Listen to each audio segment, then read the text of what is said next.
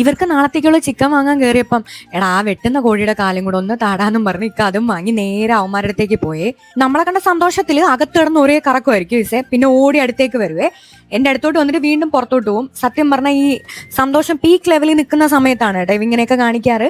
അതിന് കാരണമുണ്ട്, ഞാനിന്ന് ഉച്ചയ്ക്ക് വന്നിട്ടില്ല കേട്ടോ. അതാ ഇവർ ഇത്രയും കിടന്ന് ഇങ്ങനെ സ്നേഹം കാണിക്കുന്നത്. മൂന്നും കൂടി പിന്നെ ചാട്ടവും ഓട്ടവും ഒരു ബഹളമായിരിക്കുവേ. ഇവർക്കുള്ള ആഹാരം എടുക്കാൻ പോയപ്പോൾ ഞാൻ പിന്നെ എന്തിനാ ഇങ്ങനെ നോക്കൂത്തിയോലെ നിൽക്കുന്നതെന്ന് വിചാരിച്ച് ഇവർക്ക് ഡെയിലി കൊടുക്കുന്ന സപ്ലിമെന്റ്സ് എടുത്ത് കൊടുക്കാമെന്ന് വിചാരിച്ചേ. സത്യം പറഞ്ഞാൽ ഓറിയോയ്ക്ക് ഈ സാധനം ഭയങ്കര ഇഷ്ടമാണ്. ഈ പിള്ളേർക്ക് നമ്മൾ ചോക്ലേറ്റ് കൊടുക്കുമ്പോൾ ആക്രാന്തത്തോടെ കഴിക്കൂലേ, അമ്മാതിരിയുള്ള ഒരു സന്തോഷമാണ് അവന്. വീണ്ടും എന്റെ പുറകെ വരൂ കേട്ടാ സാധനം ഉണ്ടോന്ന് അറിയാൻ വേണ്ടിയിട്ട്. പിന്നെ ഞാൻ ഓടിച്ചുവിടെ അടുത്ത ബെല്ലയ്ക്കാണ് എടുക്കുന്നത്. ബെല്ലയും അത്യാവശ്യം ആക്രാന്തമൊന്നും ഇല്ലെങ്കിലും മരുന്ന് കഴിക്കും.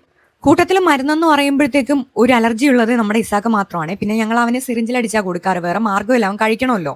ഇതൊക്കെയാണ് ഇവരുടെ ഇന്നത്തെ വിശേഷം. അപ്പോൾ ഇത്രയേ ഉള്ളൂ. ബൈ.